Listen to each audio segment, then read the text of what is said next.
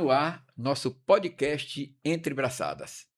Para você que está nos assistindo agora, bom dia, boa tarde ou boa noite.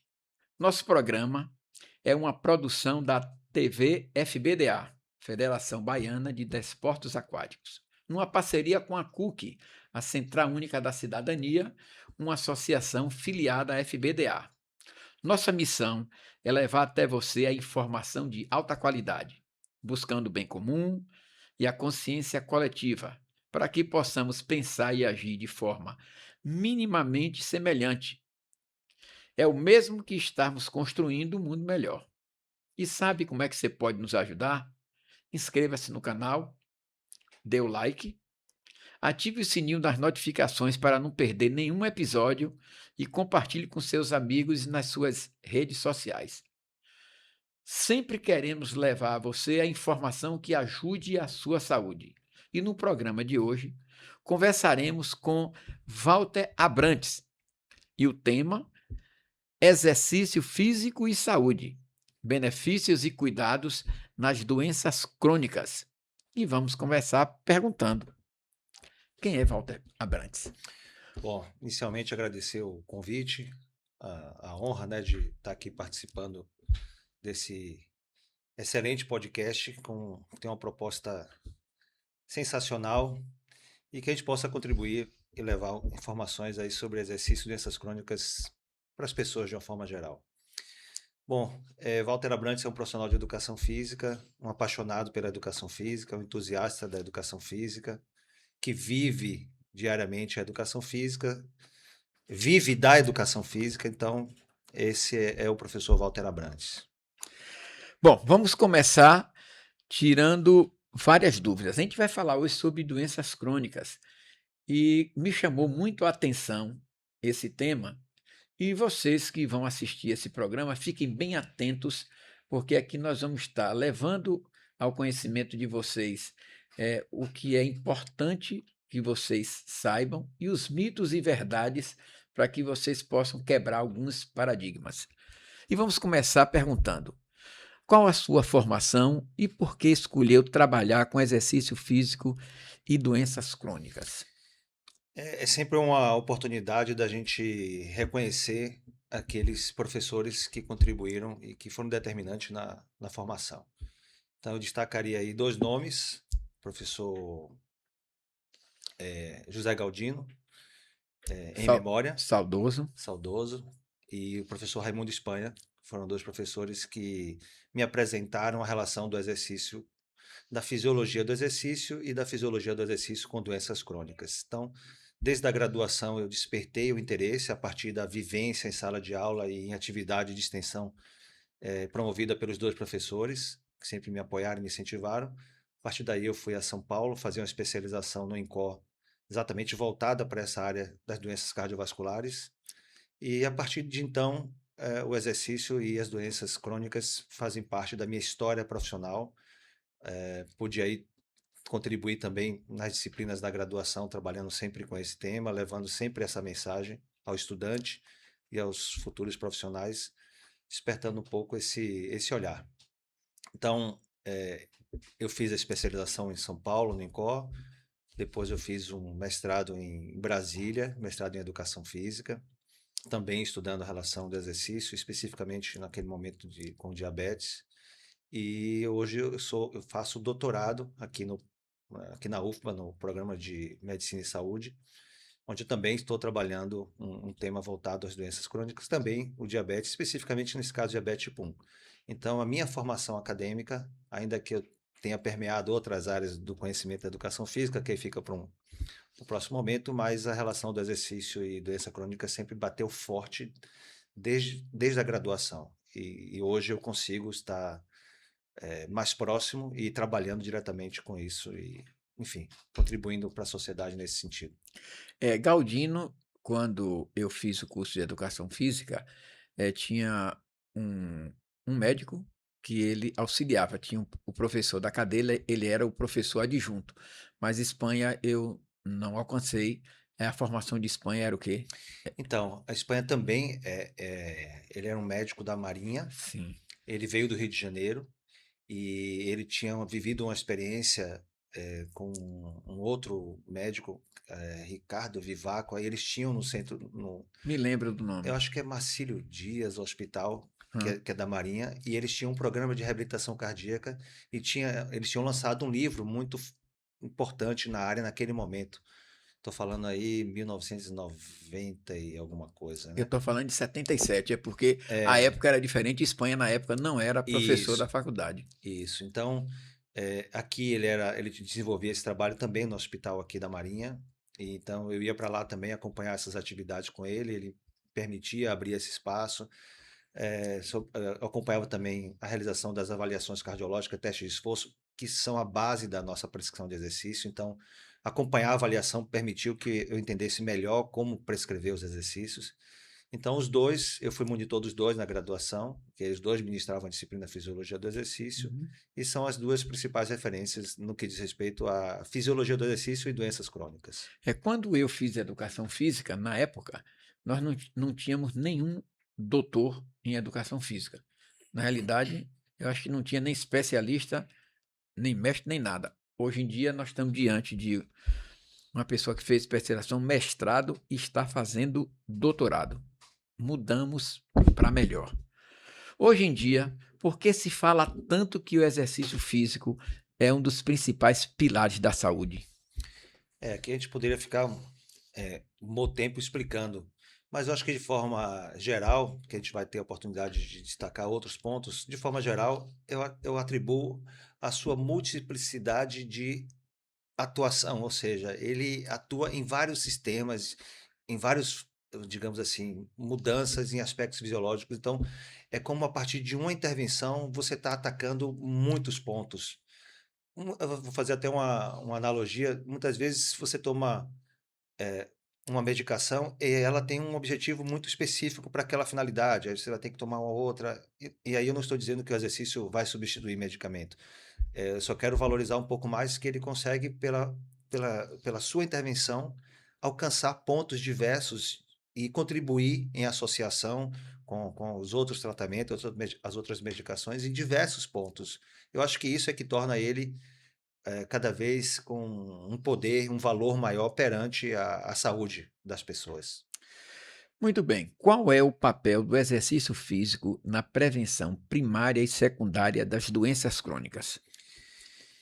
Então, a gente fala bastante hoje sobre até a intervenção do profissional de educação física no SUS, aí a gente tem a atenção primária, que é exatamente as unidades de saúde, a gente tem a secundária, que são os hospitais de referência, mas falando de uma forma geral com relação aos exercícios, a gente tem uma cultura ainda, tem melhorado, mas a prevenção, muitas pessoas acordam muito a partir do diagnóstico de alguma doença, quando na verdade esse despertar, o ideal é que ele acontecesse antes, no sentido de que a gente pudesse prevenir ou retardar o surgimento ou o diagnóstico de algumas doenças.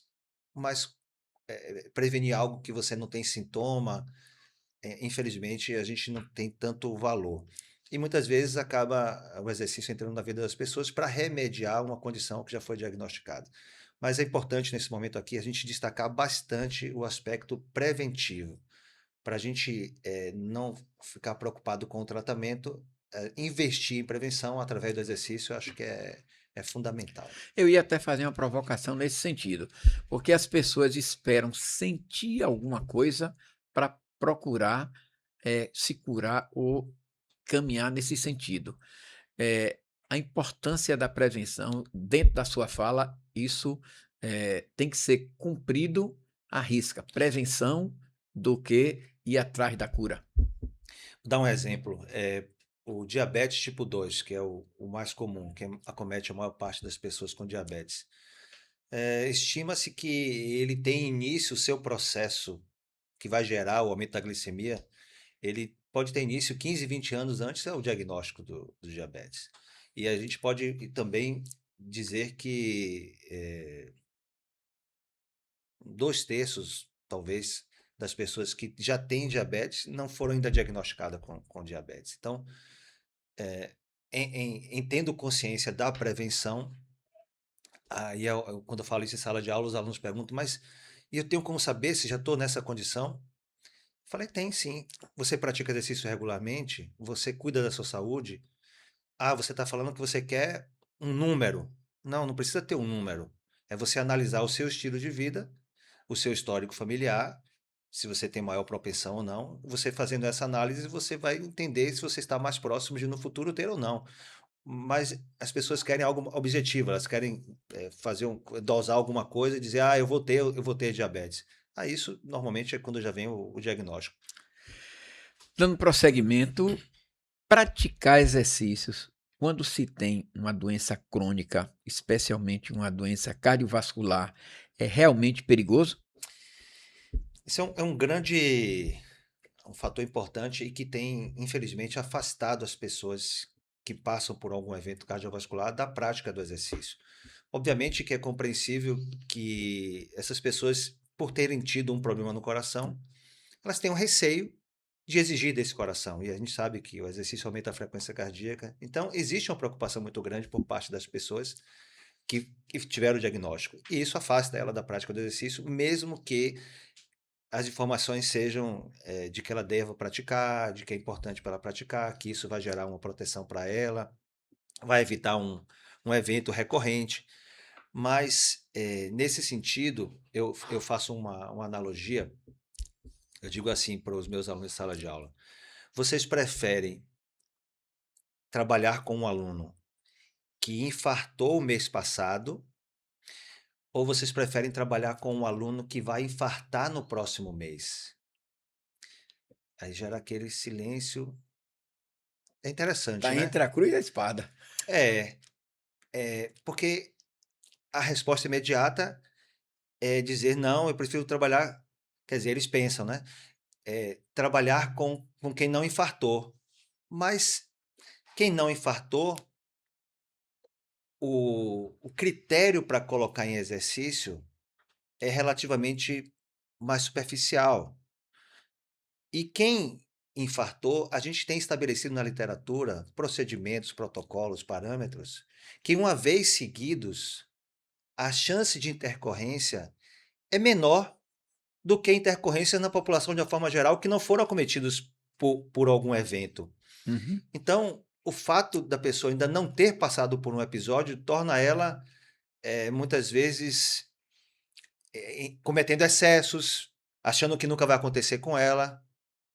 A gente tem visto muitas pessoas de meia idade sendo acometidas. Então, são pessoas que relativamente não imaginariam que passariam pelaquela condição. Então, com essa analogia, eu quero dizer para os meus alunos que exercitar pessoas que passaram por eventos cardiovasculares é extremamente seguro. Agora, para isso, precisa ter critério. E aí, realmente, para trabalhar nessa área, ou segue critério, ou está atualizado sobre os critérios, ou realmente aquele dizer assim: ah, eu vou pegar uma pessoa que tem um problema no coração, vou fazer devagarzinho, menorzinho, tudo inho. Não é o Entendo. inho, Uhum. porque o inho para algumas pessoas pode funcionar e esse mesmo inho para outras pessoas pode ser até perigoso também. Na realidade, estudar e aprofundar o seu conhecimento vai, resolver essas causas com muito mais segurança. Estudar é o caminho. E experimentar, né? Vivenciar, para quebrar esse mito. Como é um. Eu, eu tento me posicionar pensando como meu aluno, porque eu estimulei tanta gente a trabalhar nessa área e proporcionalmente ao que eu estimulei e o que eu tive de pessoas atuando nessa área, a gente pode dizer que, infelizmente, não é uma área muito explorada dentro da educação física. A gente observa que existe um medo realmente. E aí, esse medo, muitas vezes, não é nem por parte do paciente, é do profissional achar que. Pô, eu não por que que eu vou pegar um cara que infartou se eu posso trabalhar com um cara que não infartou? Então, são coisas que a gente precisa para poder convencer o paciente. Eu preciso transmitir segurança para Não ele. tenha dúvida. Agora, se eu não estou seguro, como é que eu vou transmitir a segurança para ele? Então, a gente precisa estudar, estar seguro do que está fazendo. E assim, intercorrências, elas vão acontecer em qualquer lugar, em qualquer circunstância, a qualquer momento, seja na fila Exato. do banco, seja no shopping center. Assim, vai acontecer? Vai. Agora, a probabilidade estatística de acontecer isso relacionado ao exercício é 0,0000 alguma coisa de horas de pessoas se exercitando. Então, Exato. uma outra, para fechar bem isso aí, eu costumo brincar com o aluno e dizer assim: quantas pessoas morrem atropeladas por dia na cidade de Salvador? E muitas dessas pessoas estavam atravessando a faixa de pedestre, correto? Exatamente. E mesmo assim foram cometidas, foram atropeladas. Ah, e se Exatamente. eu for analisar a estatística, o risco de eu morrer atropelado atravessando uma faixa, ela existe. Então, eventualmente, pode acontecer qualquer circunstância, mas eu deixar de beneficiar as pessoas. Ou então eu vou deixar de atravessar a rua. Eu não vou Exatamente. deixar de atravessar a rua, É. né? Então a gente precisa colocar as pessoas em exercício sem essa preocupação. Eu acho que um recado para quem é profissional da educação física, vamos explorar mais esse campo, eu acho que o recado foi bem dado aqui.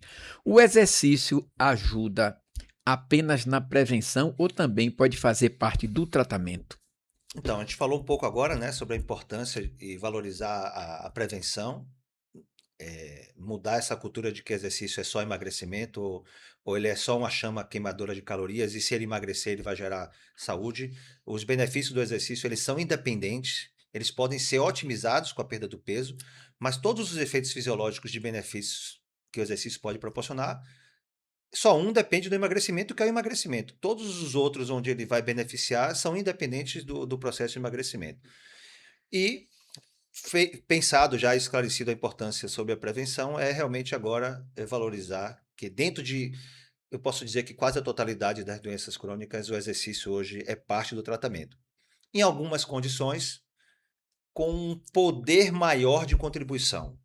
Em outras, com um poder menor importante, um pouco mais coadjuvante, mas tem algumas circunstâncias, por exemplo, na própria hipertensão, no próprio diabetes, ele tem efeito, assim, no mecanismo da doença, para a gente não ficar falando em mecanismo da doença, mas dizer para as pessoas assim, ó, o que causa aquele aumento da glicemia é esse fator, e o exercício age exatamente nesse fator.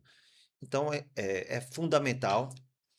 Eu costumo dizer que não existe, porque eu me alimento bem, eu tomo meu remédio na hora certa. Se não incluir exercício, o tratamento, vou reforçar, se não incluir o exercício, o tratamento não está completo. Então, se você quer estar cuidando efetivamente da sua doença crônica, inevitavelmente você tem que incluir exercício na rotina. Como o exercício ajuda no tratamento do diabetes? A gente tem só que separar o diabetes tipo 1 e o diabetes tipo 2. O diabetes tipo 1 é aquela pessoa que, por alguma causa, o pâncreas deixou de produzir insulina e essa pessoa ela passa a ser dependente de insulina. Aí tem algumas particularidades, é o que eu estudo hoje na relação do exercício no meu doutorado. Eu vou explicar um pouco sobre cuidados com essa população, mas eu vou direcionar um pouco a minha fala para o diabetes tipo 2, que acomete entre as pessoas com diabetes, 90% representam o diabetes tipo 2, tem uma relação mais próxima com o estilo de vida, com a alimentação, com a prática de exercício. Então, só repita para mim. É como o exercício ajuda no tratamento do Pronto. diabetes? O diabetes tipo 2, ele tem na sua base o que nós chamamos de resistência à ação da insulina. É como se a insulina passasse a ter dificuldade para fazer o seu papel. O próprio organismo desenvolve uma resistência. E para que a glicose entre na célula, eu preciso da relação insulina-receptor, só que essa afinidade vai se perdendo.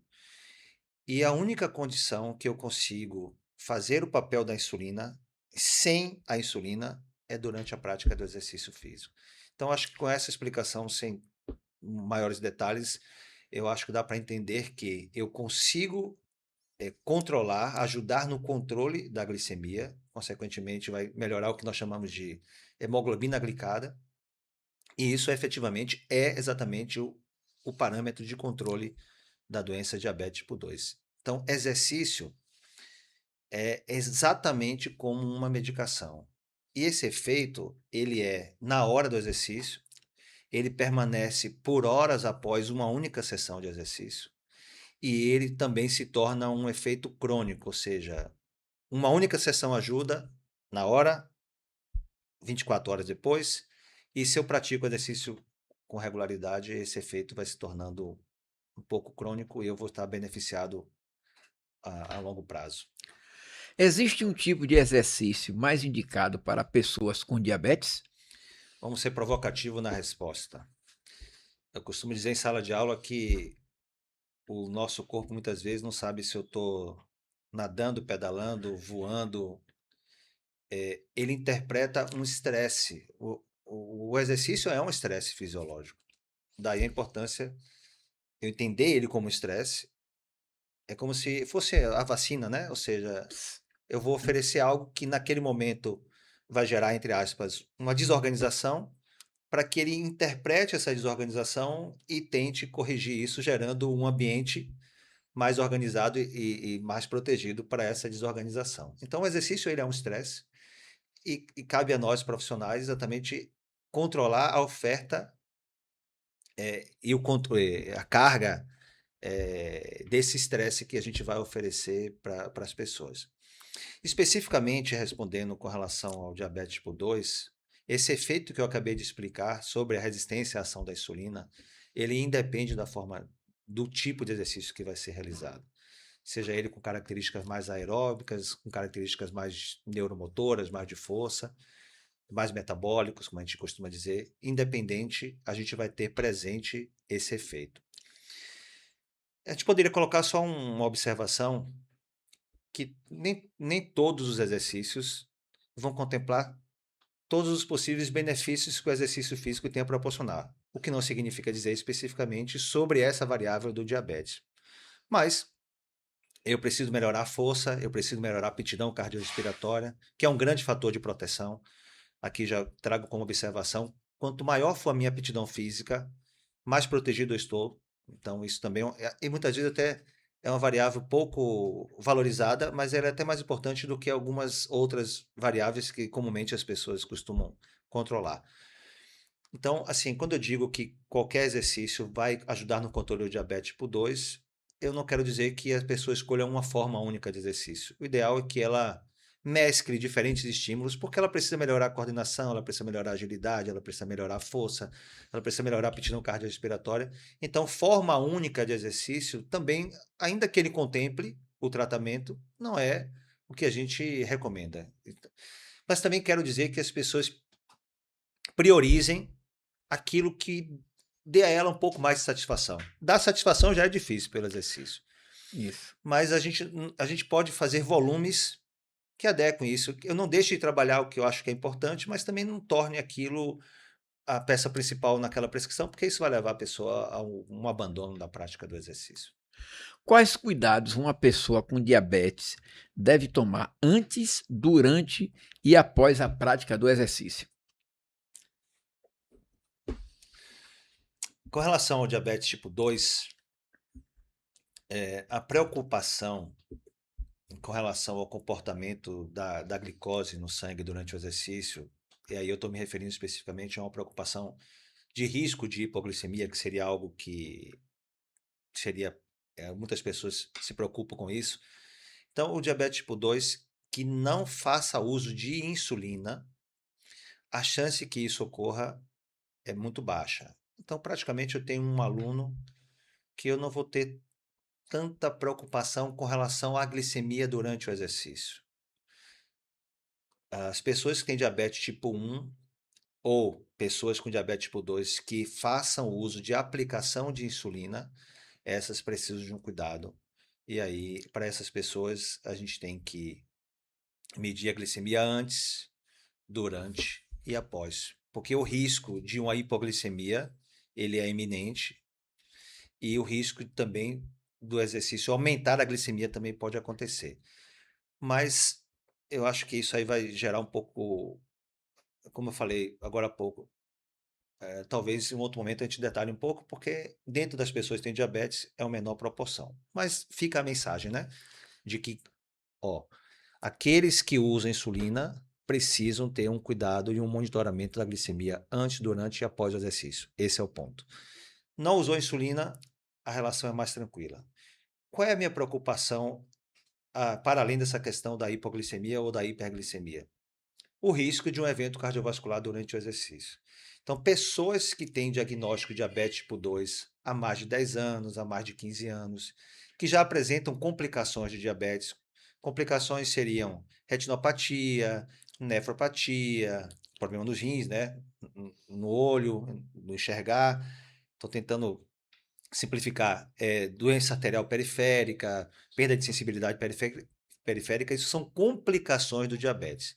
Se essa pessoa tem complicações, ela pode ter também já um coração com as placas, com as coronárias relativamente obstruídas. Então, para essas pessoas, uma boa avaliação cardiológica, antes de iniciar, é fundamental para que a gente não tenha um risco de evento cardiovascular durante a prática do exercício. E aí tem um particular nessa questão, é que as chamadas neuropatias, que são complicações do diabetes, e aí é importante deixar claro que, uma vez que você tem o diabetes, faça a prevenção, faça o tratamento, não necessariamente você vai desenvolver complicações. Complicações não é fruto do tempo do diabetes, complicações é fruto do não controle adequado do diabetes. Para a gente não achar que todas as pessoas vão obrigatoriamente passar por essa condição. Mas essa perda, essas chamadas neuropatias, faz com que quando a pessoa está infartando de uma forma geral, ela sente uma dor no peito, tem uma dor característica.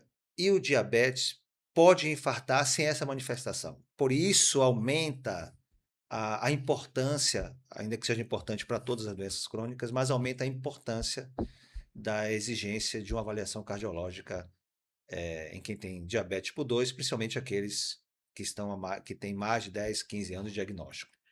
Teria uma forma de você explicar para quem está nos ouvindo, você falou medir, a diabetes, antes, durante e depois. Como seria qual é o método? Como é que mede isso para poder você se prevenir?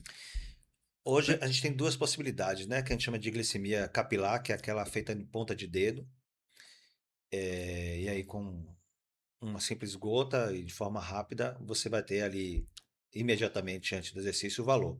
A partir do valor encontrado e da relação do horário que tomou a insulina, pode ser necessário usar um carboidrato, esperar e iniciar o exercício, pode ser necessário usar um carboidrato e iniciar o exercício imediatamente. Pode ser necessário aplicar um pouco mais de insulina. Então, para cada valor de glicemia encontrado, eu vou ter uma conduta naquele momento para aquela sessão de exercício.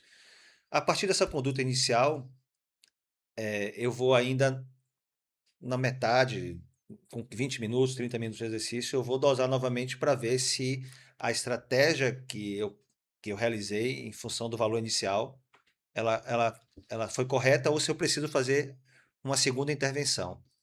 Hoje, o meu tema, o meu estudo de doutorado é exatamente isso: avaliar diferentes tipos de carboidratos ofertados nessa condição, se isso faz diferença durante a prática do exercício.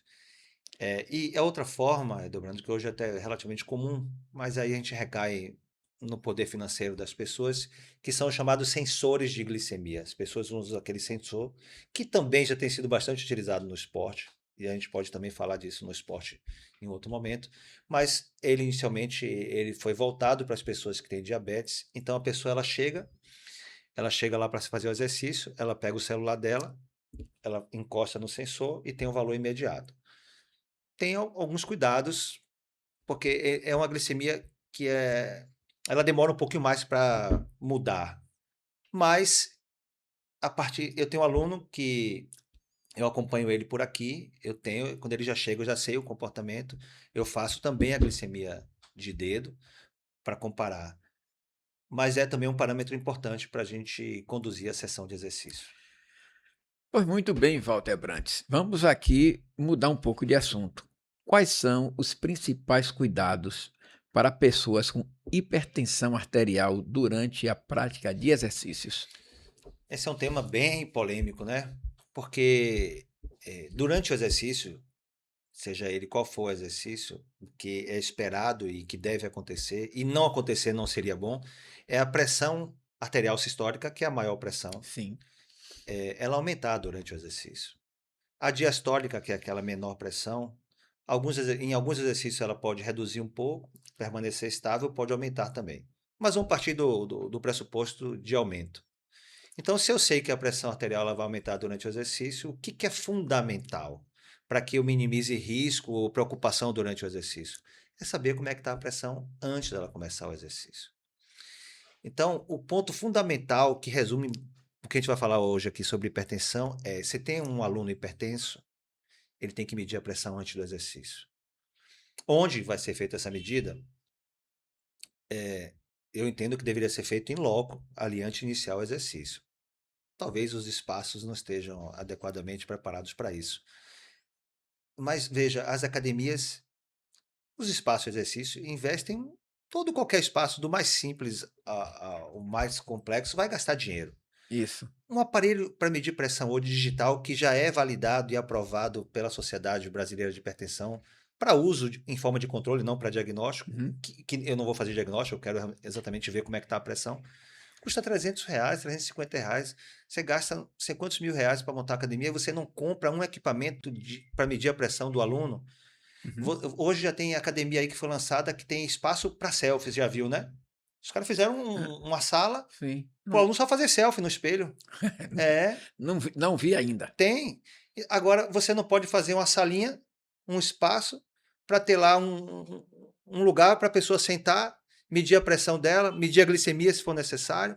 A gente quer falar tanto que quer trabalhar com essa população, que quer promover saúde, e a gente não proporciona um ambiente necessário para acompanhar essas pessoas. Então, quer dizer, são coisas que faltam um pouco na minha visão, iniciativa, boa vontade. Mas vamos lá. Mas para quem está nos ouvindo, isso é necessário. Isso é necessário. Então, mediu ali a pressão. Olha, vou te dizer. Quantas vezes eu medi a pressão do aluno, aí você vai anotando, daqui a pouco você tem um relatório, você manda para o médico. O médico adora ver essa informação. Ele muitas vezes ajusta o medicamento para mais ou para menos. O aluno, ele não esquece de tomar o remédio antes do exercício, porque ele sabe que eu vou medir a pressão dele antes do exercício. Os homens que são mais arredios, por exemplo, ontem teve jogo do Brasil, né? Não sei se vai precisar cortar.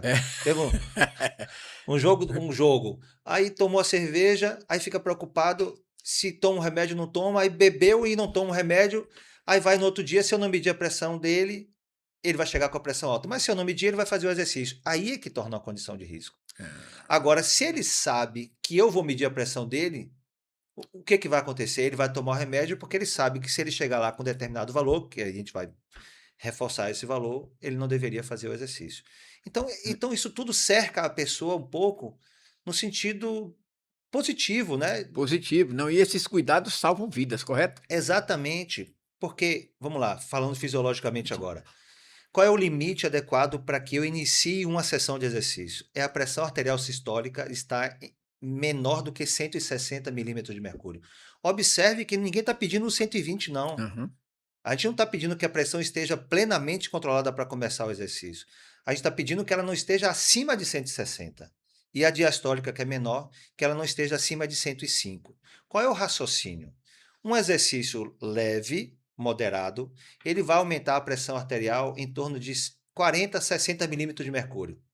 Então, se ele começar em 160, ele vai a 220.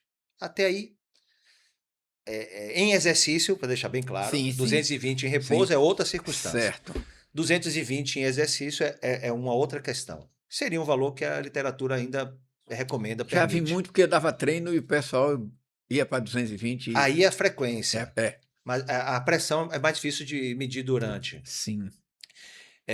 Mas esse é o raciocínio. Agora, você imagina se o aluno chega com 180 ou chega com 200 e é assintomático muitas vezes. Exato. Doença silenciosa, né? Aí ele vai somar 40, 60, ele vai bater valores que podem eventualmente ser um gatilho para um infarto, eventualmente ser um gatilho para um derrame. Então, basicamente, muitos perguntam assim, mas trabalhar com... O que eu devo fazer com o meu aluno hipertenso?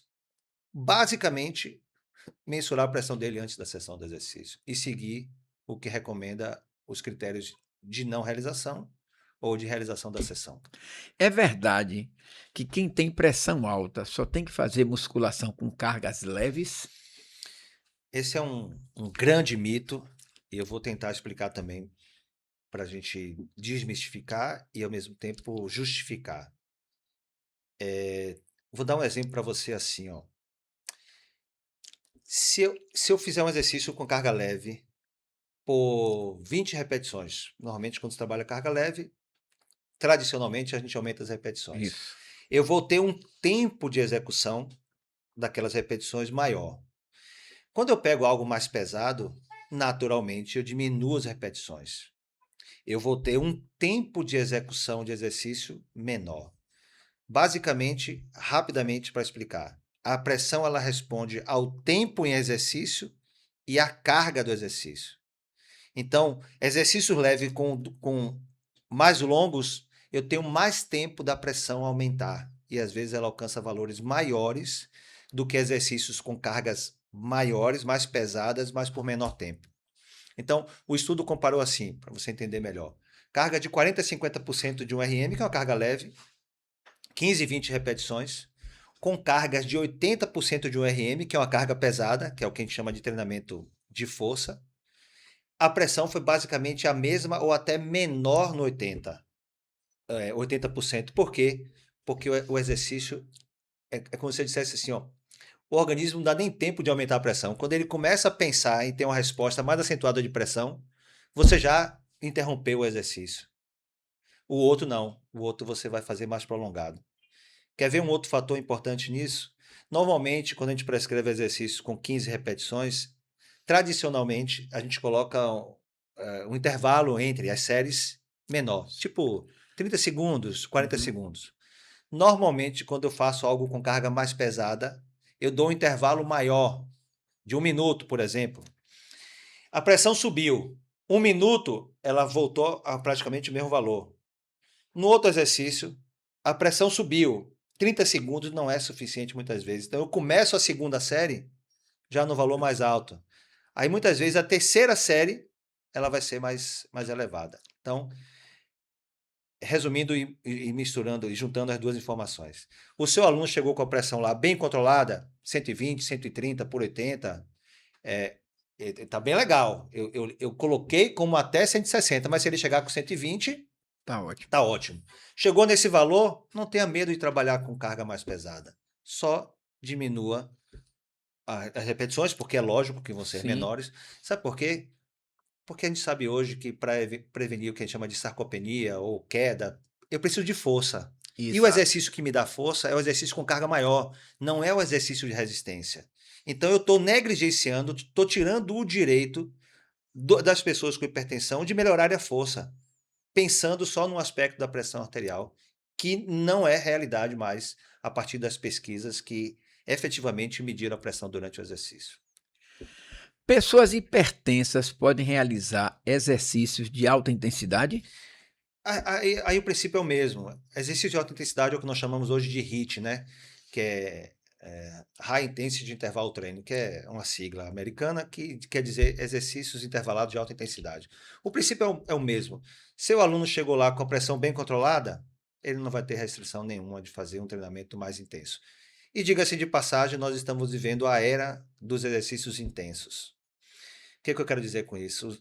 A partir da experimentação dos exercícios intensos em populações clínicas, em muitos estudos a gente tem encontrado evidências de efetividade melhor do que exercícios mais leves.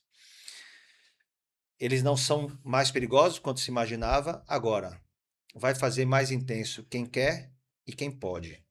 Quem quer, ela tem que conhecer para saber se ela gostou ou não gostou, se ela quer experimentar. E quem pode são os critérios da avaliação, se tem alguma coisa ou outra que restrinja a intensidade. Mas, de uma forma geral, eu não posso e não devo generalizar que as pessoas que têm a hipertensão não possam fazer exercícios mais intensos. Você fez um comentário e aqui eu só vou fazer um reforço. Existem realmente valores de pressão arterial considerados seguros para iniciar uma sessão de exercício? Isso, a gente acabou antecipando, Foi. mas Me- reforçando. O ideal é a pressão sistólica, que é a maior, abaixo de 160, vamos traduzir, né, que é o que as pessoas chamam de 16. Estou falando 160, mas seria o 16. 16. E a pressão diastólica, que é menor, seria em 10, né? Que seria o 100. Uhum. Eu falei 105, mas para arredondar aqui no 10, esses são os valores recomendados para a gente iniciar uma sessão de exercício. Falando sobre doenças cardiovasculares. Quem já sofreu um infarto, realizou angioplastia com implante de stent ou foi submetido a uma cirurgia de revascularização de miocárdio, pode voltar a praticar exercício e pode voltar a praticar esportes? São, só explicando, né? O stent, aquele balãozinho de desobstrução, normalmente por um procedimento mais simples, via cateterismo, que vai lá e desobstrui aquela região. Quando a gente fala em Essa. revascularização, a gente está falando em peito aberto, né? Aquela cirurgia que abre para fazer as chamadas safenas mamárias. Um ponto importante para responder a essa pergunta é saber se essa pessoa infartou ou não. Porque essas cirurgias elas podem ser realizadas eletivas, ou seja, o exame identificou que precisa, vai lá e coloca, mas essa pessoa não infartou. Então, o ponto fundamental que vai também diferenciar não é o fato de ter feito o procedimento, é o fato de ter infartado ou não ter infartado. Vamos lá. Fez o procedimento sem ter infartado, o coração ele não sofreu nenhum dano no sentido no músculo. Ele está íntegro, ele estava com obstrução. O que caracteriza o infarto é uma morte de uma área do coração, que pode ser de pequena proporção, pode ser de maior proporção, pode afetar uma área do coração menos importante, pode afetar uma área do coração mais importante. Então, não ter tido infarto torna a prescrição relativamente mais tranquila. Tendo o infarto, aí a gente vai ter que analisar qual foi a proporção desse infarto. Então, falar que infartou não, também não explica, porque eu vou ter infartos que são quase imperceptíveis do ponto de vista de dano ao coração, e tem infartos que prejudicam a função do coração. Aí, o grau e a limitação do que essa pessoa vai poder fazer vai depender dos exames realizados pós-infarto. Então, esse é um ponto fundamental. Com relação ao retorno ao esporte, hoje já existem também diretrizes, que a gente chama de guidelines, estabelecendo que para a volta de uma modalidade esportiva como natação, tal prova, triatlon, a gente requer uma, uma aptidão física X. Então, eu fazendo a avaliação, o ecocardiograma, a fração de ejeção, ou seja, já existem variáveis que não vai ser tão subjetivo, já tem muitas variáveis muito objetivas, dizer assim, e se enquadra aqui, pode retornar ao esporte. Não enquadra aqui, volta ao exercício, mas não necessariamente à competição. Então, isso já tem diretrizes que dá para o médico, junto com a gente que trabalha com essas pessoas na prática do exercício, colocar a pessoa com segurança e evitar, porque fulano infartou, por que ele está correndo a prova de 10 quilômetros? Gente, ele virou a chave, uma prova de 10 quilômetros se tornou algo importante para a vida dele, aí daqui a pouco ele está fazendo uma maratona, mas ele infartou já, não importa. Se foi a virada de chave e está fazendo bem para ele, não é o fato dele ter tido um problema lá atrás que vai carregar e vai impedir ele. Depende do estado do que ficou, mas não é uma prerrogativa pelo fato de ter infartado ou por ter uma doença no coração, de que a gente vai classificar ou enquadrar as pessoas da mesma forma.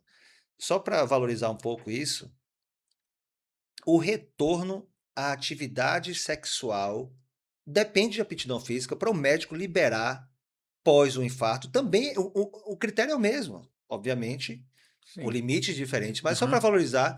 Então, o cara também não poderia retornar a uma atividade sexual, em alguns casos, a uma atividade sexual, dependendo do dano que ele esteja no coração, naquele momento, pode representar um risco. E da mesma forma que praticar um esporte, em algumas circunstâncias, também pode representar um risco. Tudo isso tem que ser avaliado, aí realmente o médico é peça fundamental, e aí a gente tem os médicos que são mais próximos da gente da educação física, que entendam um pouco também demandas de exercício, porque você vai pegar médicos que podem também julgar e dizer, não, não acho necessário, não quero que, não vou assumir esse risco. Ninguém está falando em risco. Aí Sim. também é um risco da cautela excessiva. Mas, obviamente, existem cardiologistas que vivem no meio esportivo, que vão acompanhar atletas, né?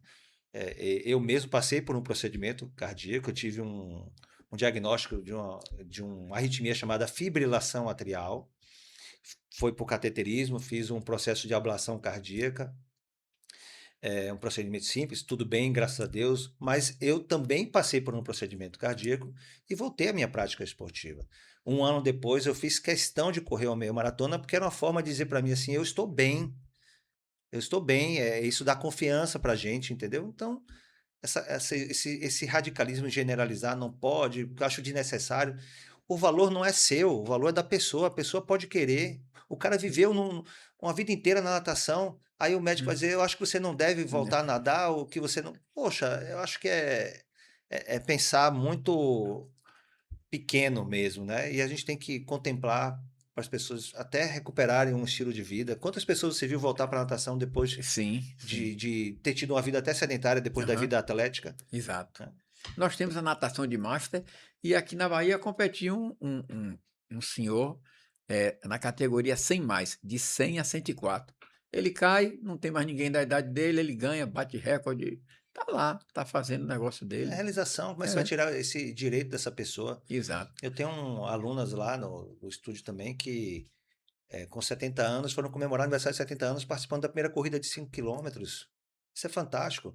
O Drauzio Varela já correu não sei quantas maratonas e É, começou a correr aquele maratona com 50 e poucos é, anos. ele é bem Então, bem diferenciado. nunca é tarde. É, Eu acho que aproximar dessa rotina de um compromisso com a atividade esportiva, com uma meta, eu acho que isso contribui muito na aderência, na permanência das pessoas na prática do eu exercício. vou fazer aqui um parêntese só para você dizer se foi fatalidade ou como é que aconteceu. Para quem vivenciou, tinha um atleta, não me lembro o nome dele, mas ele jogava, acho que um zagueiro do São Caetano, lá em São Paulo.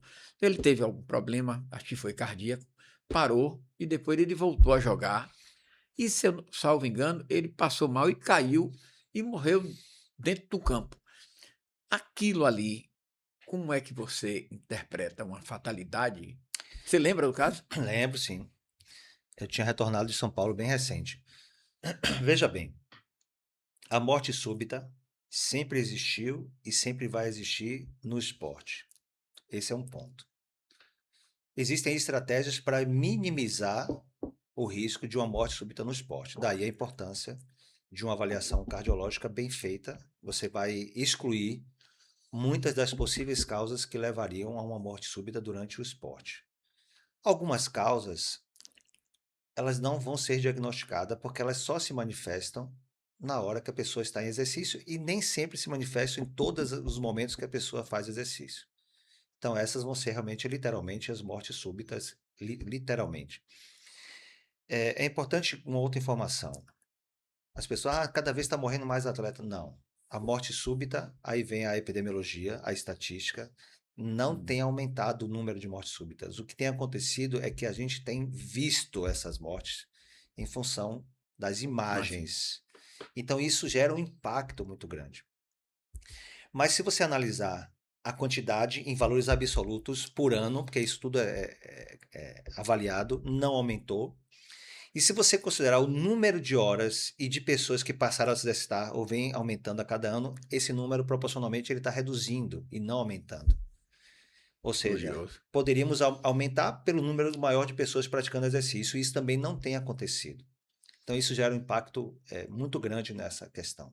A gente viu aí agora um amistoso pré-Copa, um jogador da Dinamarca que há 2 anos, não, acho que em 2021, há 5 anos atrás, ele teve uma parada em campo. Me lembro. Ele foi reanimado e voltou a jogar, ia jogar a Copa, só que ele teve uma parada novamente agora. Nessa parada, ele estava com cardiodesfibrilador implantável. O que, que é isso? Hum. É um. Aquele desfibrilador que é externo, né, ele Ele tem para é, corrigir. aham. Então, ele foi reanimado pelo próprio dispositivo. Hum, Não tenho notícia. Eu acho que talvez a equipe médica agora deva analisar e interpretar se vale a pena ficar passando por esses episódios. Mas é só para deixar claro que tudo tem critério. E quem colocou ele de volta no esporte não fez aleatoriamente, fez com base em critério.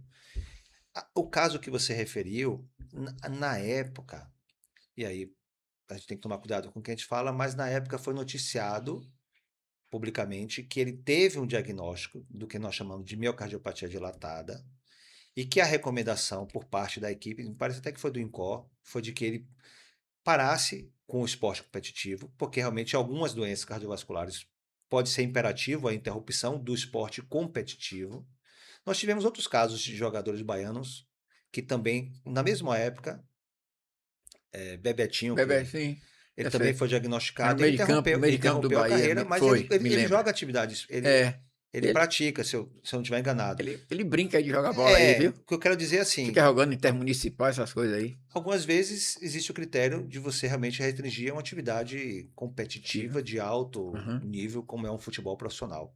Então, cada caso é um caso, mas o dele me parece, à época, que é, ele pediu mais 6 meses, que ele jogasse só mais 6 meses. E aí, nesse processo, acabou vindo a óbito. Mas hoje, cada vez mais, eu vejo os médicos mais criteriosos, hoje em emitir atestado médico, porque é uma responsabilidade muito É, grande. exato. E eu vejo que, eventualmente, as fatalidades vão acontecer, mas com uma boa avaliação cardiológica, toda vez que acontece um evento desse, eu sempre procuro, eu gostaria, né, de perguntar assim para as pessoas que são próximas, ele tinha uma boa avaliação, ele tinha algum fator de risco não controlado, porque se você neutraliza isso, se torna mais fatalidade.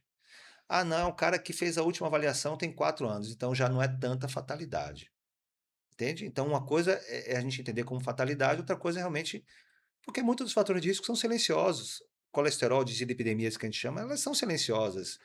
E às vezes a pessoa não atribui aquilo ao histórico familiar, enfim. São muitos detalhes aí que a gente acaba. E um outro ponto seria a família, após sair o laudo, dizer qual foi a causa. Isso é importante. Para a família Sim, e para a sociedade. Porque uma vez que a causa seja dita, vai fazer com que a sociedade se mobilize para buscar mais situações parecidas e evitar aquele problema. importante. Isso é importante. Quais são os maiores benefícios da reabilitação cardiovascular? Para não ficar falando em aspectos fisiológicos, é exatamente colocar essa pessoa na sociedade com independência funcional de vida, sem que subir uma escada represente um risco de estresse ao Sim, coração, sem que não possa fazer uma viagem para fazer uma pequena trilha, é viver, é dar a essa pessoa uma condição de aptidão física para a vida. Porque a tendência é a pessoa ir perdendo essa aptidão e se limitando cada vez mais nas atividades de vida diária. Então, resumindo, o exercício vai proteger, vai evitar eventos recorrentes, porque aí atua é isso que nós chamamos de prevenção secundária, agora materializamos ela. Ele já não é mais primária porque ele já teve o evento, uhum. mas ele consegue prevenir novos eventos a partir desse comportamento. Quais são os principais erros que essas pessoas cometem ao retornar à prática de exercícios?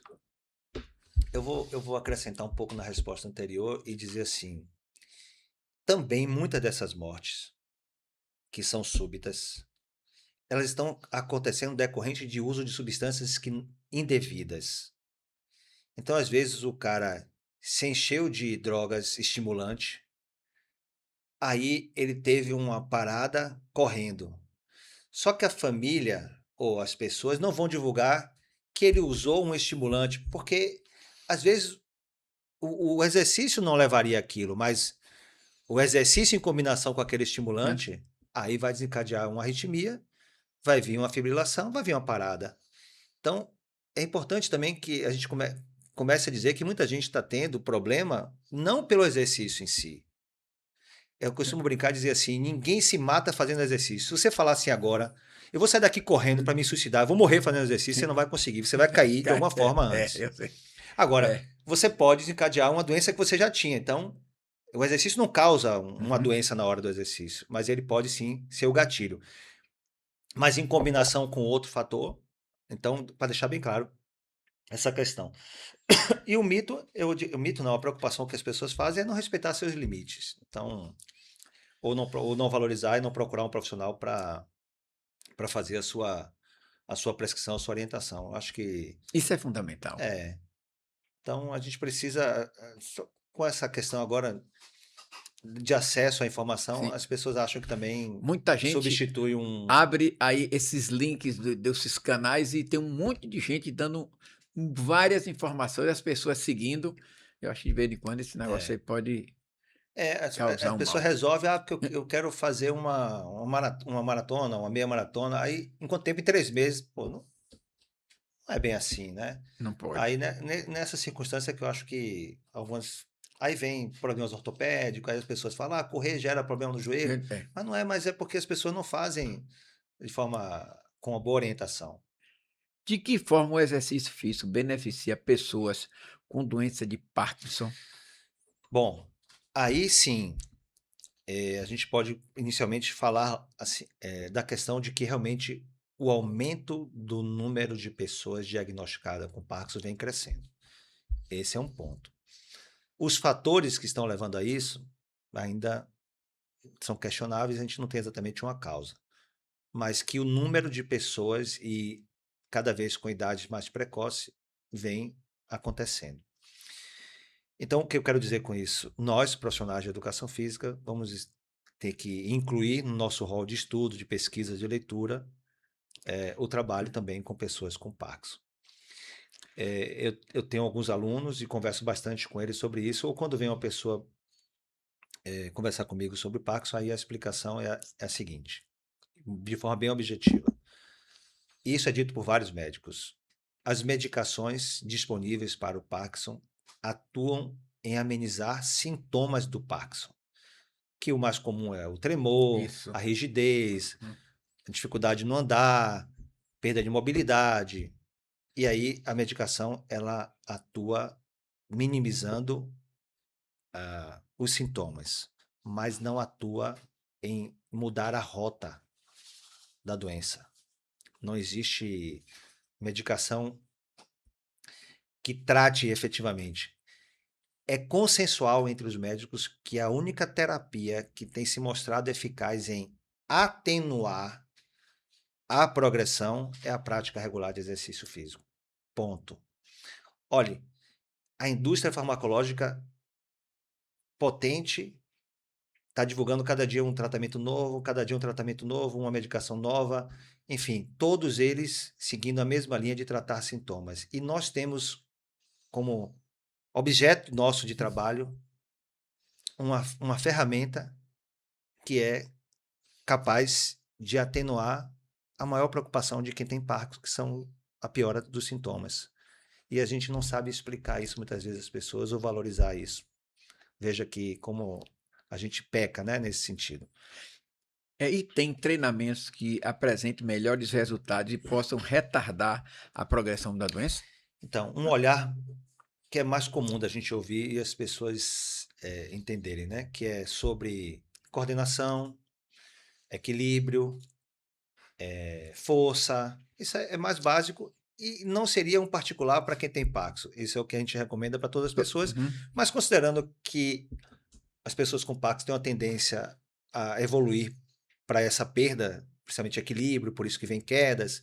Então a gente, no sentido contrário, estimulando isso, a gente vai proteger. A aptidão física cardiorrespiratória é importante.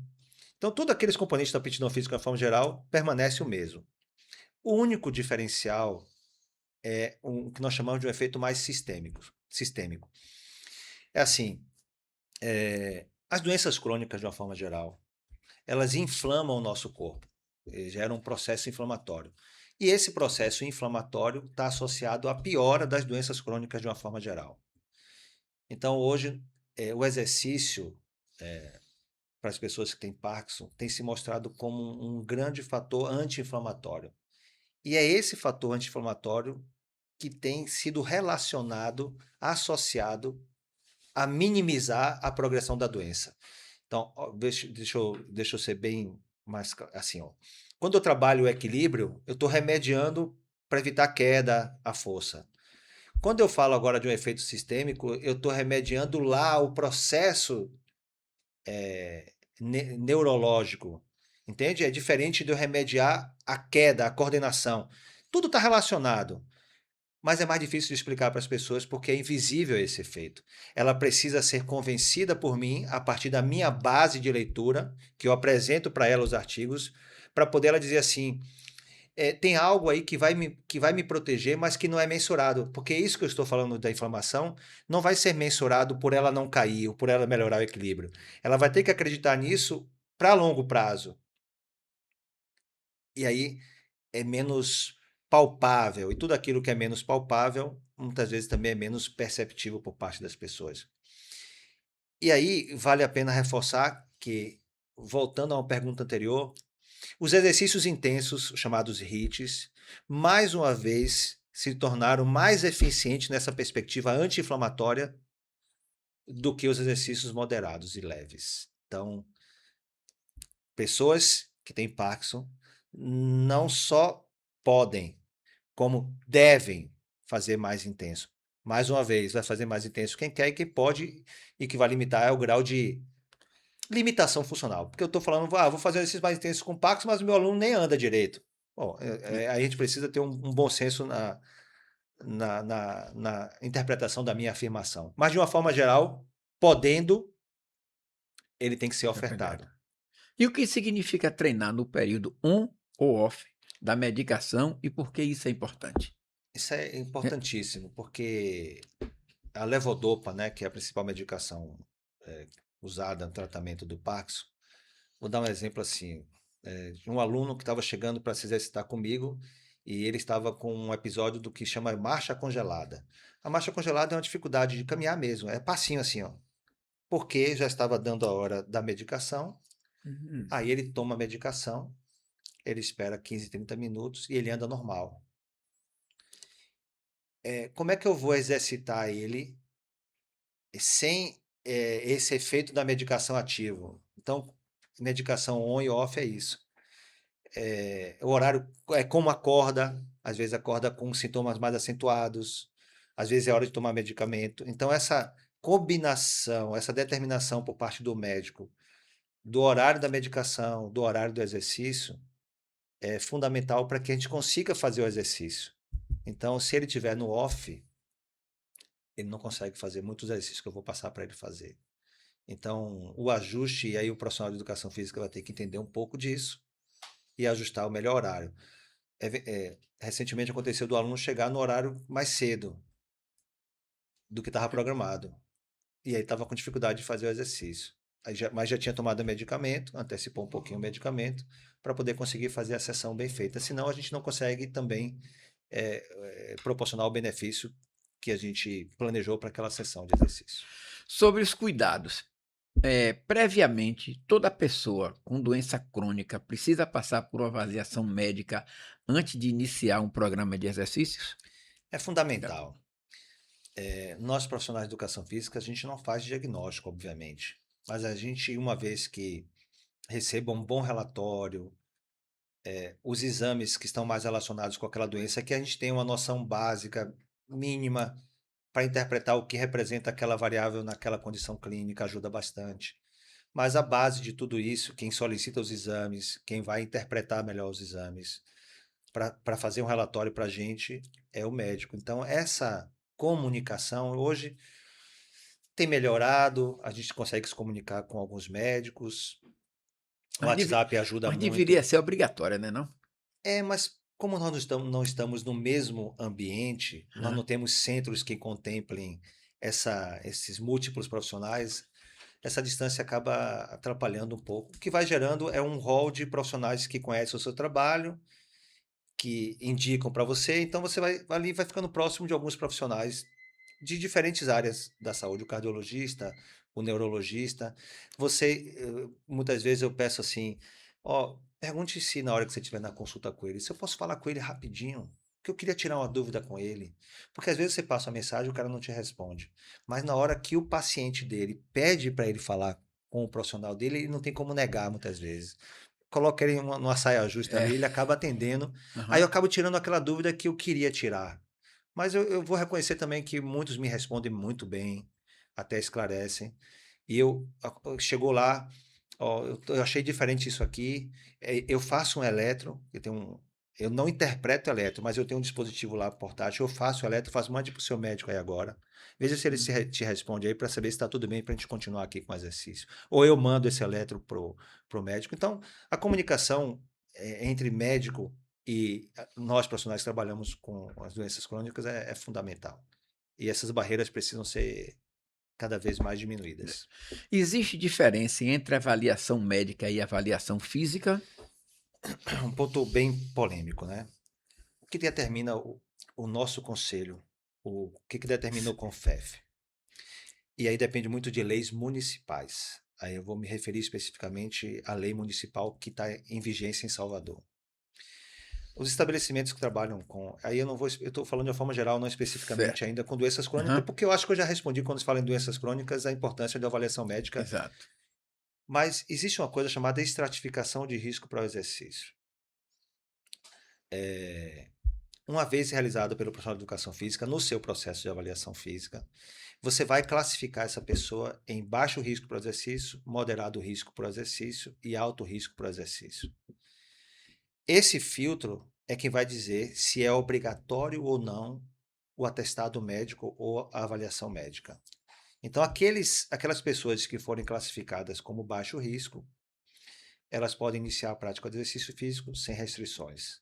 Aquelas que forem classificadas como moderado risco, elas podem iniciar exercícios leves, mas não podem fazer exercícios intensos.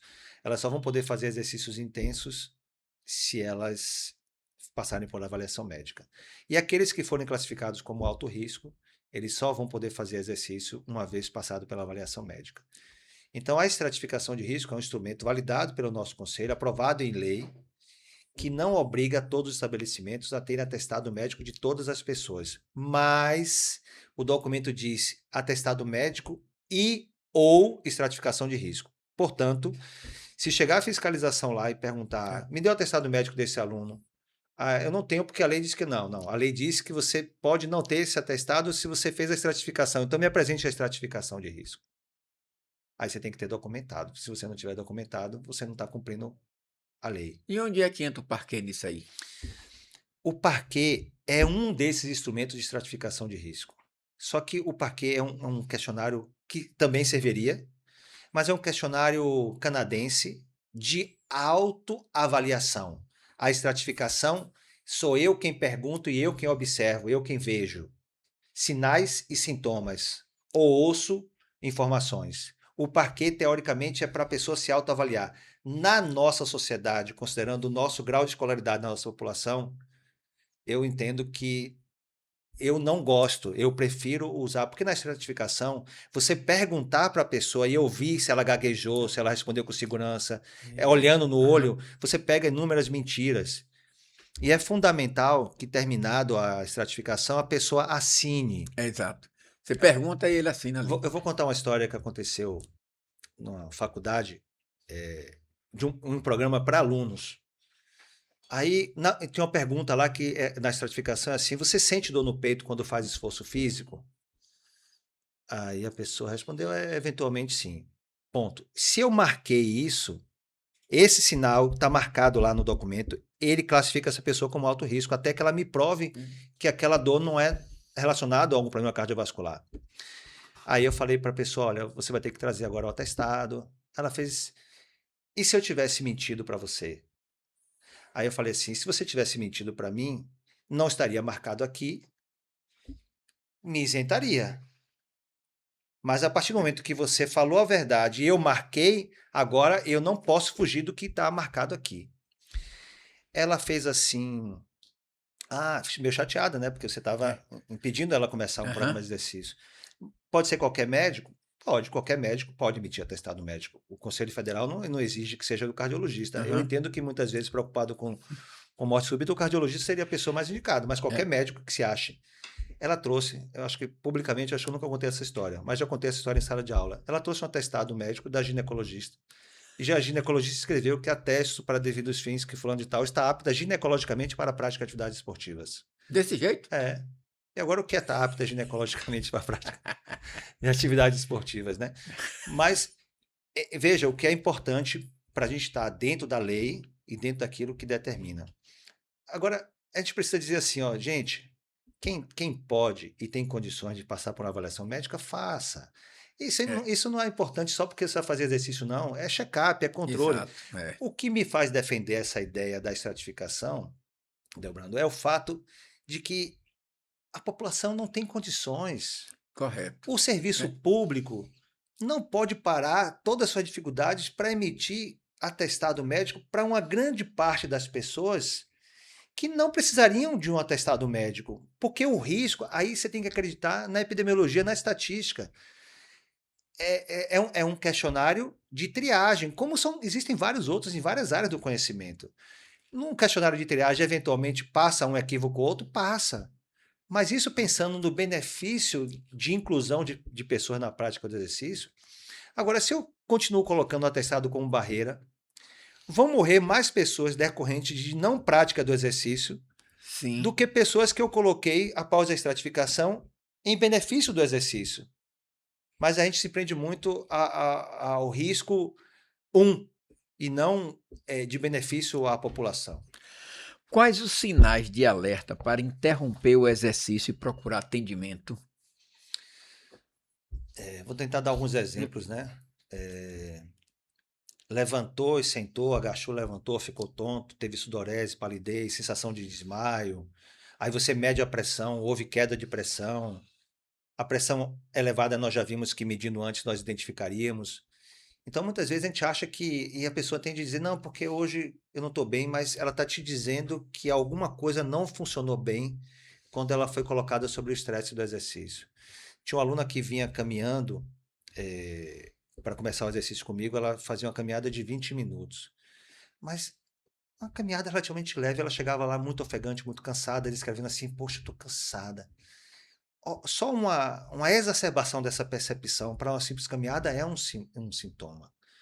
Aí eu falei para ela assim, então hoje a gente não vai fazer nada. Aí no outro dia ela já veio, já chegou melhor e eu monitorava a pressão, tudo certinho. Resumindo, isso não tem um mês. Ela sentiu mal um domingo em casa e precisou novamente colocar um stent. Então, o sinal apareceu no exercício. Então, são coisas que, se eu não respeitar isso, aí é que torna aquela sessão de exercício, se eu não tiver a dizer, olha, hoje não. Hoje a gente não vai fazer. Como a pessoa está pagando, e muitas vezes é personal e a pessoa já pagou a sessão, eu acho que o mais sensato, até para evitar de que ela queira fazer, porque ela está pagando para não perder o dinheiro dela, fala, não, depois a gente faz essa reposição. Só porque é uma circunstância que também quem deu causa não foi ela. Mas se eu deixo isso, ela vai fazer a sessão, ela vai querer fazer a sessão, ela vai me induzir a que ela está bem, ela vai me dizer que ela melhorou. Entendeu? Então, não se sentiu bem, interrompa o exercício, procure seu médico. Quando ele liberar você, você retorna Essa para o exercício. sensibilidade e essa postura é fundamental em relação a isso que você acabou É. Mas de aí é um pouco relatar. da experiência, né? Agora, Uhum. se você não tem, por exemplo, alguém sentiu qualquer mal-estar desse, eu rapidamente, rápido, o mais imediato é medir como é que está a pressão. A pressão vai falar muito sobre o estado daquela pessoa. Então, sentou, esperou um pouquinho, mediu a pressão, caiu a pressão, fica atento. E aí está preparado também, um outro ponto, né? Sempre preparado para situações de evolução, né? O profissional que trabalha com isso, como todo profissional de educação física deveria sempre procurar se atualizar com as medidas de ressuscitação, né? Não é ressuscitação, mas de. Enfim, a equipe está preparada também para, eventualmente, se tiver que intervir, fazer a intervenção correta. Vamos para os mitos e verdades. Quem tem problema no coração não pode fazer exercícios intensos? Mais ou menos uns 10 anos atrás, um amigo falou para mim assim: olha, vai ter um simpósio de educação física no Congresso de Cardiologia, eu queria que você fosse um dos debatedores. Tá, beleza. Qual é o tema? Ele falou: não, a gente vai falar de exercício intenso para cardiopata e eu vou botar pessoas contrárias. E eu queria que você falasse defendendo os exercícios intensos. Eu falei: rapaz, você tá É. maluco? Você, desculpe o texto, você tá de sacanagem comigo, pô? Como é que eu vou defender os exercícios intensos, rapaz? Olha a minha. Rechacei na hora. Não, rapaz, é porque já tem aí alguns congressos, o pessoal está discutindo isso. Eu fui no mesmo dia pesquisar. Rapaz, não é que já tinha várias coisas falando de exercícios intensos em pessoas com Há 10 anos. cardiopatia? Há 10 anos. Rapaz, deve ter mais ou menos 10 anos, porque Hum, esse artigo é de 2007. hum. Então a gente está Não, quase 10 anos. 2000, não, certo. É porque foi de 2007 para hoje, já está chegando em 2000, 20 anos, 20 19 anos. anos. Não, não, então talvez eu esteja errando a data. Mas esse convite deve ter uns 10 anos. Aham. E o artigo talvez fosse um pouquinho antes. Aí o artigo comparou. Agora, quando a gente fala isso, é, era um pós-infarto, mas tem toda uma classificação. Quem foram essas pessoas no pós-infarto que foram colocadas no exercício intenso? Não é só falar que foi pós-infarto ou que as pessoas eram pós-infartadas. Tinham critérios, não era qualquer infarto. Mas a partir do momento que testaram o exercício intenso, mais uma vez falando do HIIT, aí veio pós-infarto, na insuficiência cardíaca, tem se mostrado mais eficiente em alguns parâmetros do que os exercícios leves moderados. Mas tudo isso pautado numa boa avaliação médica e uma boa condução da sessão de exercício. Então, não vamos generalizar. Não são todas as pessoas cardiopatas ou que têm alguma cardiopatia que vai poder. Mas muitas dessas pessoas têm condições e também se beneficiariam. Algumas pessoas vão dizer assim, mas por que eu vou me arriscar a colocar no intenso se eu posso obter os benefícios no leve moderado? Hoje, eu posso dizer que você teria a obrigação, porque os intensos eles promovem mais benefícios, principalmente sobre o coração. E tem uma coisa que afasta muito as pessoas da prática do exercício, que é a falta de tempo, ou a dita falta de tempo. E os exercícios intensos, eles são, vou falar em inglês, porque fica legalzinho assim, eles são time eficiente. O que que significa isso? Eu consigo, numa menor unidade de tempo, expondo o meu aluno, contemplar o mesmo benefício que ele ficaria, por exemplo, uma sessão de HIIT de 15, 20 minutos, eu gero o mesmo efeito de que um exercício de 30, 40 minutos leve. Se a gente pensar na relação tempo, de que as pessoas não gostam do exercício, se eu Aham. puder oferecer algo tão bom quanto no menor tempo, e às vezes a pessoa tem aluno que chega lá para mim e fala: hoje eu só tenho 30 minutos, hoje eu só tenho 40 minutos, porque eu cheguei atrasado, eu tenho que sair daqui, tenho outro Aham. compromisso. Aí você pega, aproveita aquela sessão e faz uma sessão também eficiente. Muito bem. A reabilitação cardíaca só pode ser realizada em centros especializados? É uma Hã? boa pergunta, eu venho desmistificando isso também há alguns anos. A reabilitação cardíaca, você classifica o paciente em A, B, C e D. Seria baixo, moderado e alto risco, mais ou menos. A reabilitação cardíaca, no mundo inteiro, apenas 30% das pessoas que são elegíveis a participar do programa efetivamente entram no programa e só permanece 10%. Então é praticamente uma coisa que existe no benefício, mas que na prática não existe. E o que, que o mundo entendeu que deveria ser feito? Facilitar o acesso das pessoas aos programas de reabilitação cardíaca. Daí surgiram o que eles chamam de home-based, são os treinamentos residenciais para cardiopatas. Muitas vezes essa pessoa ela tem que ficar num centro por um período de 12 semanas. Se ela não teve nenhuma intercorrência que a gente falou agora há pouco aqui, ela pode progredir para um programa não supervisionado por médico. Então, muitas pessoas com cardiopatias podem realizar exercícios que não sejam em centros reabilitados por médico. Porque, por exemplo, em Salvador você tem um ou dois lugares com essa característica de difícil acesso e de custo. Então, praticamente, aliás, tem um público, né, que é o Ananeri, mas trabalha com uma perspectiva de período. A pessoa não consegue, se eu não estiver enganado, não é permanecer lá por muito tempo. Mas o que eu quero dizer é que as pessoas elas estão caminhando na orla, elas estão nas academias. O que está faltando, na verdade, é a gente entender que ela já está ali e que eu, enquanto profissional, deveria ter um atendimento diferente para o caso clínico dela. Porque essas pessoas muitas vezes não estão deixando de se exercitar, não estão em grandes centros de reabilitação, mas muitas vezes o cardiologista não confia em que um personal. Eu já ouvi, é muito triste falar É. isso, mas eu já ouvi de aluno que o cardiologista prefere que ele faça a caminhada por conta própria do que procure um profissional que possa vir a exagerar com ele. Porque eles entendem que a gente vai querer sempre exagerar. Uhum. Então ele foi na linha do menorzinho, do pouquinho. Mas infelizmente ainda existe isso. Mas aí complementando isso aí, caminhar é o suficiente para controlar doenças crônicas? Existe uma diferença entre atividade física e exercício físico. Atividade física, todo e qualquer movimento, e do ponto de vista populacional, se eu conseguir aumentar o nível de atividade física da população, eu estou protegendo a população como um todo de inúmeras doenças. O exercício é algo com um pouco mais de planejamento e uma dose mais eficiente. Então, se eu posso me envolver em um programa regular de exercício físico, com programação, com controle de frequência cardíaca, intensidade, progressão, carga, etc., é como se eu estivesse dando uma dose mais eficiente do que só o caminhar. O que eu observo muitas vezes é que são pessoas que estão caminhando, que poderiam e se beneficiariam se fizesse algo a mais, mas pelo menos estão caminhando, mas se beneficiariam se fizesse algo a mais, ou pessoas que também estão exagerando no fazer por conta própria e que poderiam estar fazendo sob uma supervisão. A gente precisa, né, e falando aí, a gente precisa que a gente lutou. Eu lembro que eu me formei em 97, em 98 foi quando veio o primeiro documento de inclusão do profissional de educação física na equipe de saúde pública, no SUS Sim, especificamente. exato. Isso data de É. 98.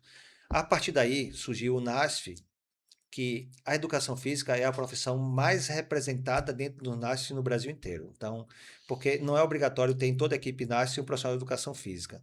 Mas no Brasil inteiro, se eu não estiver enganado, em cerca de 60% das equipes contemplam profissionais de educação física. Então, esse é um trabalho que a gente espera que os nossos pares profissionais executem nas suas respectivas unidades de saúde da família, nos diferentes bairros. Aí vem a Academia da Saúde, a gente Sim, precisa de espaço para que essas é. pessoas Uhum. executem, porque a gente não pode ficar falando que o exercício sistematizado ele é melhor e ao mesmo tempo não oferecer uma possibilidade que o serviço público contemple isso. E a perspectiva, na minha visão, do serviço público contemplar isso é através da nossa representação enquanto profissional de educação física dentro da atenção básica, né, que é a atenção primária. É uma pena quando se fala em atenção secundária, que aí é Estado, né? Politicamente, a atenção básica, responsabilidade maior da prefeitura, e a atenção secundária, que são os hospitais de referência, normalmente é atribuição do governo. Se eu não estiver enganado, a gente não consegue ser contratado pelo Estado como profissional de saúde. Aí Nós somos da área de saúde. então, aí você vê os centros de referência, por exemplo, SEDEBA, Ananeri, nós não temos profissionais de educação física porque o Estado não tem como se fosse um código para contratar o profissional de educação física. Não sei se eu estou. Não, eu também não sei, mas é No bom que. Estado, nós somos professores de escola, enquanto Aham. professores de educação Isso. física. Mas você, na prefeitura, eu posso ser contratado como profissional para atuar na atenção básica, como profissional de Isso. educação Aham. física. No Estado, eu não tenho esse caminho. É algo que a gente precisa mudar. Mas vamos descobrir isso. É, É, precisa mudar isso é aí. uma provocação boa. Porque você tem grandes centros de referência das doenças crônicas, Aham. como eu citei o SEDEBA, e nós não temos na equipe deles um profissional de educação física, porque o Estado não contempla a contratação desse profissional. A gente pode construir um episódio desse voltado para esse tipo de coisa e aí informar, porque eu entendo que, do jeito que você está colocando, e nós somos realmente, porque assim, lá atrás era a educação física, era da área do Ministério da Educação. Aí depois mudou para a saúde. A primeira escola de educação física daqui é de 73, de lá para cá evoluiu muito. A gente cresceu e hoje tem um reconhecimento. Mas tem muito campo para crescer Isso, ainda pela exatamente. frente. Existe diferença entre simplesmente ser uma pessoa ativa e participar de um programa de exercício físico prescrito e supervisionado? É um É, pouco do que a gente estava essa, respondendo aqui. É comum aí, né? A gente entende que esse acompanhamento é fundamental, senão o nosso papel bastaria que as pessoas se mexessem, né? O que ainda assim é fundamental que as pessoas acordem, façam sua caminhada, enfim, não tenham uma vida. Uma coisa é comportamento sedentário, outra coisa é atividade física, outra coisa é exercício físico. Se as- Evitar o comportamento sedentário sempre, né? Que é ficar sempre. sentado, deitado e Aham. reclinado. Ser ativo fisicamente não é uma coisa. Por exemplo, eu vou para casa agora, eu posso subir de escada, eu vou no shopping, posso evitar a escada rolante, se bem que tiraram as escadas, né? De alguns shoppings que tiraram a escada. Você para baixar a escada agora é só em área de fuga, né? Aquela escada principal de Sim, shopping sim, tiraram. sim. Obriga você a subir pela escada rolante porque obriga você a fazer um trânsito de percurso que eles querem que você passe nas lojas. Mas, agora, respondendo mais Hã. objetivamente, a gente entende que a dose, se puder ser supervisionada e acompanhado, ela é mais eficiente. Qual a importância da avaliação, da individualização e da progressão do treinamento? Eu vou gerar uma polêmica também. Ah, porque o meu aluno chegou e veio com uma prescrição do médico do exercício.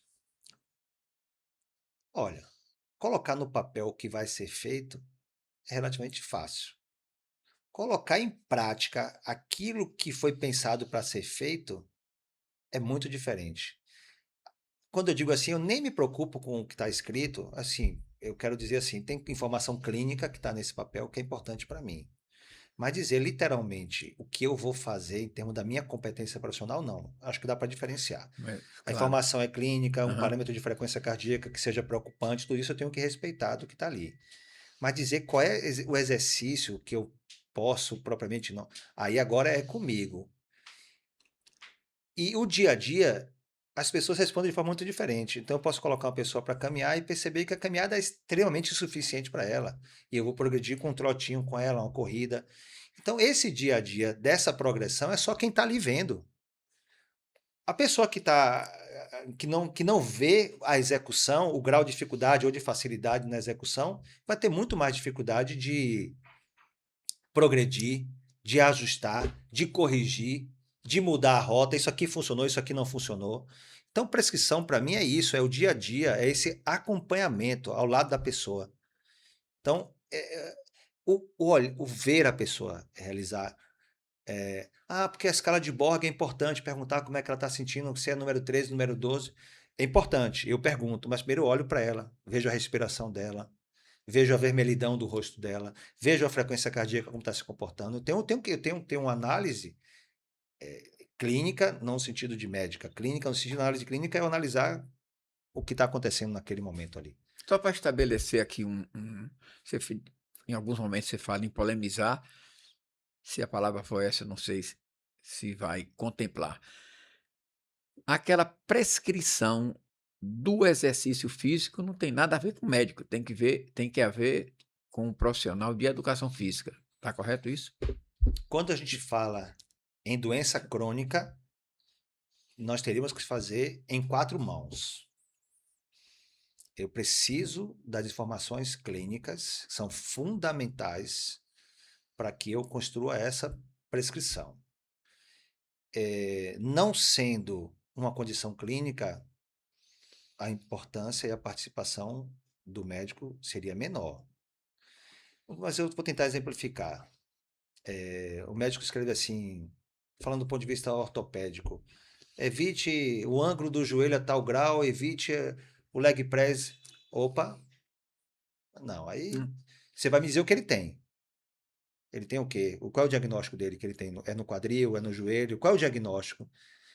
Quem vai dizer o que pode ou não ser feito, porque o conceito que eles têm, a gente está estudando todo dia. As informações elas estão mudando todo dia. Muitas vezes a informação que ele ouviu em algum momento que não podia fazer um agachamento total, mas hoje já se pode fazer um agachamento total, mas aquele médico se prendeu que aquela pessoa que tem aquele problema no joelho não pode fazer agachamento. Só que aquela pessoa que ele mandou, ela faz aquele agachamento tranquilo, não tem dor, não manifesta dor. Então, querer colocar essa regra é que eu falo que é essa polêmica. Agora, o aluno valoriza muito. Aí muitas vezes pergunta assim, mas você vai fazer o que o médico tá. Aí eu vou dizer, como eu tenho sempre avaliação inicial, eu gosto de esclarecer essas coisas, porque se ela também quiser, a partir do meu posicionamento, também dizer assim, não, se você não vai fazer o que o médico está fazendo, eu também não vou permanecer aqui. Tudo bem também, mas ela precisa, entre aspas, também respeitar a minha opinião. Se no final das contas ela vai ficar com a opinião do médico, porque infelizmente, de uma forma geral, todos nós supervalorizamos isso em aspectos que devem ser valorizados, porque a competência é deles para alguns aspectos, só que às vezes eles vão entrando em outras áreas que não é de competência específica. Quando eu digo competência, porque toda graduação você tem estabelecido lá a lista de competências e habilidades. O currículo é feito em cima de competências e habilidades. Se você tem num curso médico que você, na verdade, você não tem uma disciplina de fisiologia do exercício, se você não tem uma disciplina de biomecânica, de cinesiologia, você partir do princípio que entende da fisiologia humana, você entende de fisiologia do exercício, não é a mesma coisa. E eu estou usando uma forma de falar que é do Cláudio Gil Soares do Rio de Janeiro, Sim, que é sei. médico e É. que é quem mais critica, porque ele fala que o médico que quer trabalhar com exercício tem que se especializar também em medicina do exercício. Não é todo e qualquer médico de qualquer área que entende de exercício. Esse é o ponto. Agora, eu tenho encontrado um equilíbrio e muitas vezes dialogado com essas pessoas. Em congresso mesmo, sempre tem uma discussão mais acalorada, porque é a hora que a gente tem como desfazer alguma coisa, né? A partir de uma. É onde fica mais evidente também. Sim, Porque sim. através do paciente não fica tão evidente. Mas quando ele expõe a opinião dele num congresso e eu percebo que aquilo não é condizente com o que a gente entende hoje do exercício C, a gente tem que fazer o contraponto Isso é muito acadêmico. importante. Para para quem tem uma doença crônica e ainda tem medo de praticar exercício, você recomenda o quê? Bom, o medo existe, realmente. Especificamente, talvez essa pergunta me remeta às doenças cardiovasculares. A pessoa fica com medo realmente de ter um evento, um segundo evento associado ao exercício. Mas é explicar e demonstrar para ela que o risco de permanecer sem o exercício é inúmeras vezes maior do que o risco dela realizar um exercício com um bom acompanhamento. E o benefício vai superar muito o possível risco. Acho que esse é o argumento. Bom, nós estamos chegando ao final do nosso episódio de hoje e eu que não tenho uma especificação nessa área aqui, eu acho que para mim a aula foi bem dada. Para você que está assistindo e que é profissional de educação física, não retenha isso. Divulgue, compartilhe, pode nos ajudar dando o like, porque valoriza o nosso trabalho, melhora para que a gente chegue até você a partir do momento que você assine, toque lá no sininho, ative o sininho, porque você vai receber outros episódios e vamos propagar isso para a população. Porque mesmo que a explicação tenha sido um tanto técnica, mas dá para perceber a importância do que foi dito aqui hoje. Então, eu vou pedir ao nosso professor Walter Abrantes que faça as suas considerações finais e dizer da nossa satisfação em tê-lo aqui conosco. Não, só agradecer ao podcast ter essa preocupação, que a princípio, né, está contemplando algo paralelo e importante ao mundo da natação, mas que a preocupação do alcance para além das fronteiras da natação foi de fundamental importância, porque vou fazer rapidamente, quando a gente estava na pandemia, quando a gente fecharam as academias, Sim, aquela polêmica toda,